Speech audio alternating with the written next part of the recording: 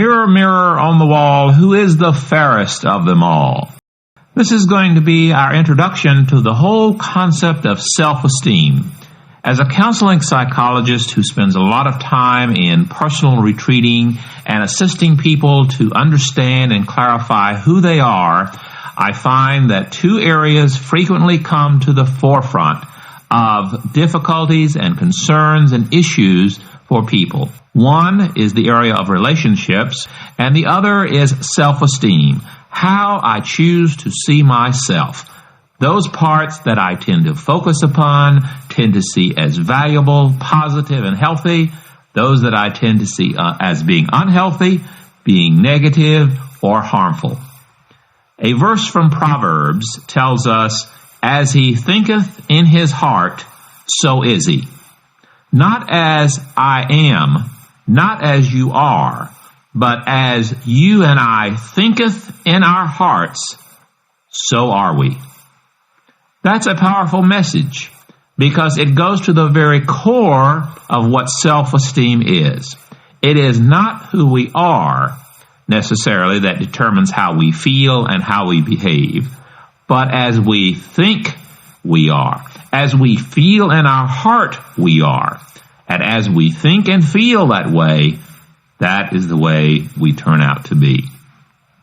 Another mixed message that comes is love your neighbor as thyself.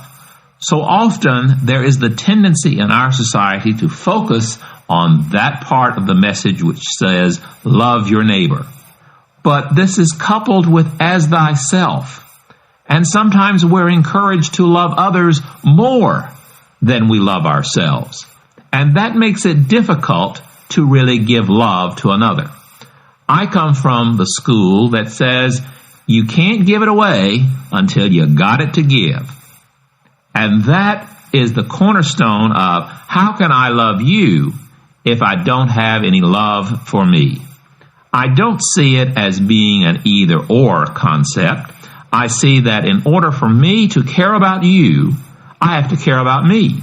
In order to love you, I have to love me. In order to support and nurture you, then I must care and love and support and nurture me as the human being that I am. So often in personal growth, many people will tend to see themselves as being locked in a cell, away from the mainstream of self-esteem, health, and positive living. The keys, I believe, to most of these cells are in the lock and on the inside of the cell. So often, people tend to stay in their cells because they know, they understand it, it's familiar. To unlock a door and to go through it into some territory that is unfamiliar, is different, would require a change in feelings or behaviors, tends to be very scary. We in our society, even though we think of ourselves as a very inventive and creative and ever-changing people, when it comes to our personal ways of thinking and feeling, we tend to be very, very conservative. While we're very innovative and change-oriented technologically, in our own self-perceptions, these change very, very slowly and often with a great deal of resistance. I believe that if you're going to look into the mirror of self-esteem, to look into the mirror and actually experience the person you see, it's very important to differentiate between honesty and the concept of maturity. Sidney Harris, a columnist from a number of years ago, wrote that honesty is the ability to tell the truth to others.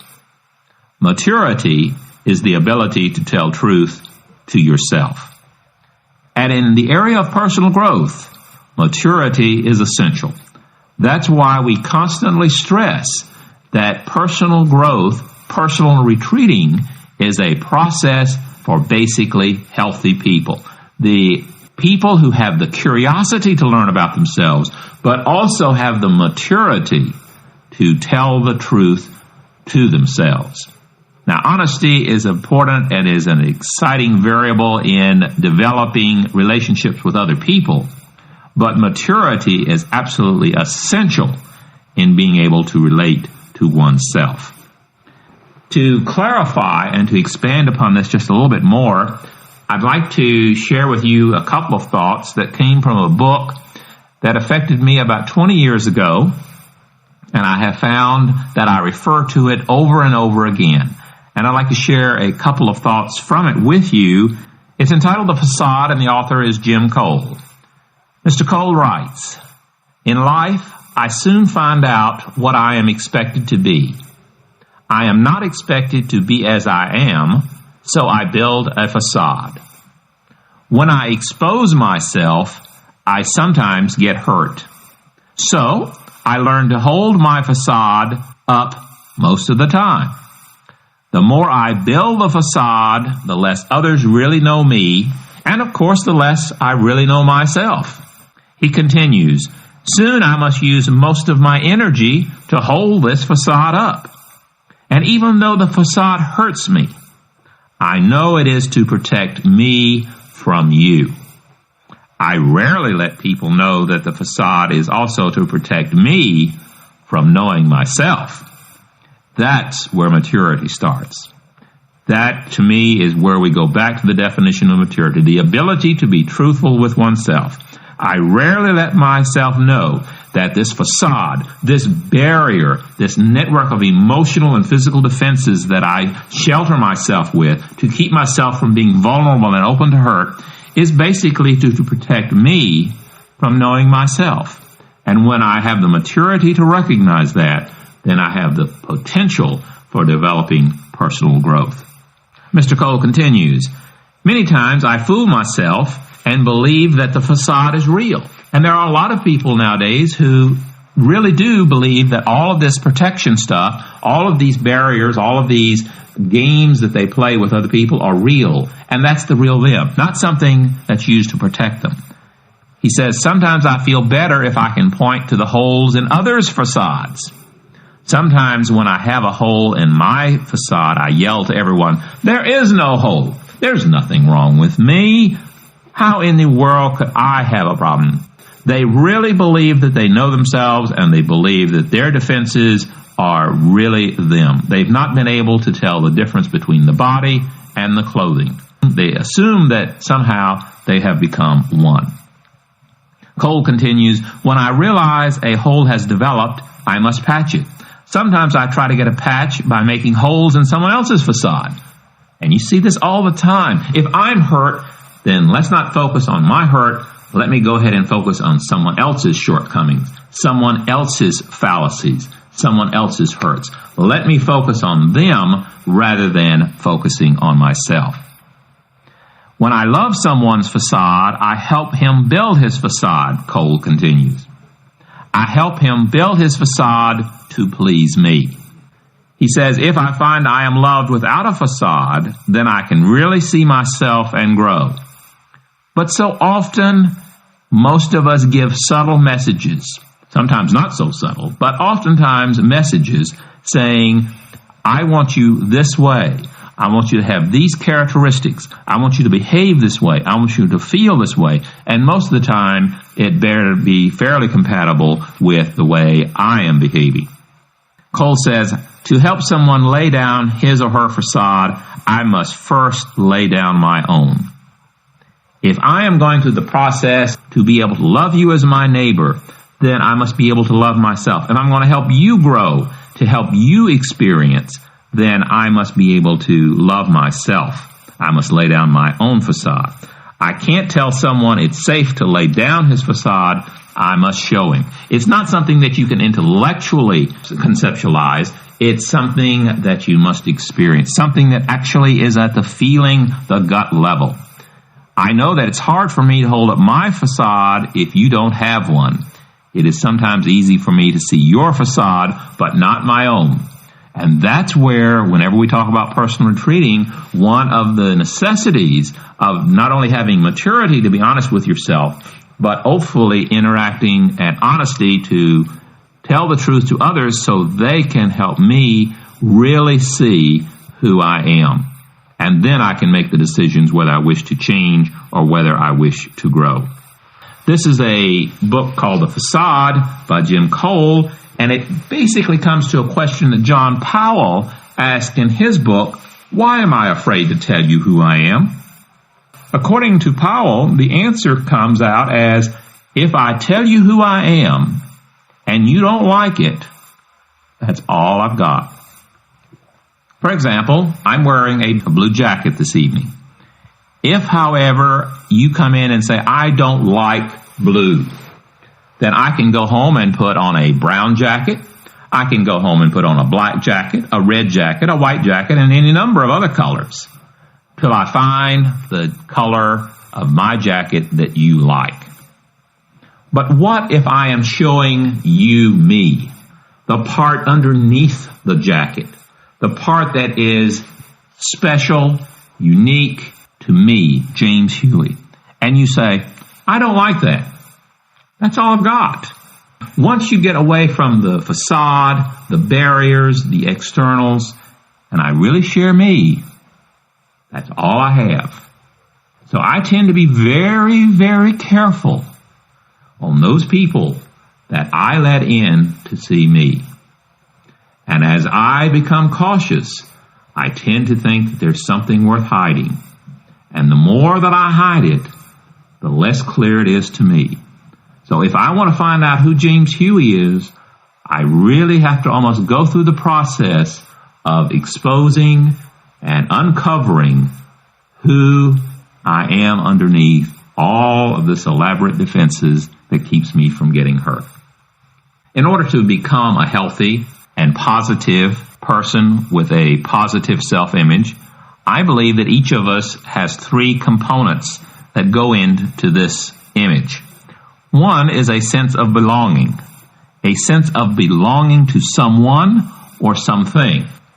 Another thing that helps us with this as a component of healthy self-image is a sense of worth and value. I need to know that I have worth and that I have value, both to myself and to someone or something or some organization in my world. I need to know that there is worth and value in me as a person. And a third component is being able to believe that I have a sense of competency, being able to do something well. And that doesn't mean necessarily something positive and healthy, because some people have developed their competencies in very negative and unhealthy behaviors. But we're talking about, if you want a healthy self-image, then develop healthy competencies. But we all have a sense of a need to belong, to believe we have worth and value, and a sense of being competent. One of the things in developing these components of how we see ourselves is the component, children are the world's greatest recorders, but they are the world's worst interpreters. We as children grew up with tape recorders on record. We were the world's greatest recorders. Our parents started with giving us images on who we were and whether we were cute or whether we were ugly or whether we were happy babies or whether we were sad or whether we were irritating or whatever, any number of labels that they dished out. And we recorded them. And sometimes friends and family chirped right in and gave their points of view, oftentimes in agreement with the parents, sometimes contradictory. But we recorded them. But because we were so young and because the power to interpret is relatively complex, we recorded before we got around to interpreting. But we're constantly getting bombarded with images and dictates on who we should be and what we are. As Jim Cole said, in life, I soon find out what I'm expected to be, and I'm not expected to be as I am. So, I build a facade to protect myself. Unfortunately, as we go through life, we lose the ability to get behind that facade, get behind that negative self-image, and develop something that is positive and healthy. Maybe this sounds a little bit pessimistic, so let's turn it around and say the power to write negative scripts, if you have either given that power to other people and you're ready to take it back, Or you have retained this power, but you're writing a life novel that is full of negativism through hurt, disappointments. The power to write negative scripts is also the same personal power to write positive scripts. You get to define what is your reality. I can define what's real for me, but you get to define what is real for you. So remember, whenever you are thinking of how can I make a change? How can I get out of my situation as it is? The power that you did to write your script negatively, the parts that you're playing now, can also be rewritten to write positive scripts. But most of us need some help because we've never really gotten much training, much education, much support in our own lives of learning how to write positive scripts. We've oftentimes had a lot of support in not feeling swell-headed or egotistical. We need to learn to be humble and appropriate humility. And these tend to reinforce not okay feelings. You're okay because then you can tell me how I should be, but I'm not okay. Because after all, I do want to be liked. And yet that desire to be liked oftentimes means that I need to subjugate who I am, what I feel, in order to meet expectations of others. If you're going to be able to have positive self-esteem, then you've got to be able to focus on who you are and be able to appreciate yourself as a healthy person. Healthy personhood to me is a process. It's a journey. There's a poster that hangs in my office that says, "Life is a journey, not a destination." And I believe that's true. Life is a journey. It's not a point of getting to a particular place, but the process of life. Another quotation that comes to mind that's saying life is something that happens while you're figuring out how to live. Life is the process of what's going on, what's taking place as you and I interact while we're sitting trying to figure out what in the world life is. Healthy personhood is that process of life, and I believe that as we focus and explore self-esteem and get to the point where we can see ourselves as that mirror on the wall, who is the fairest of them all, we can feel comfortable with saying, that is me. And once I have that self-esteem, then I can develop positive, healthy relationships between me and the rest of my world.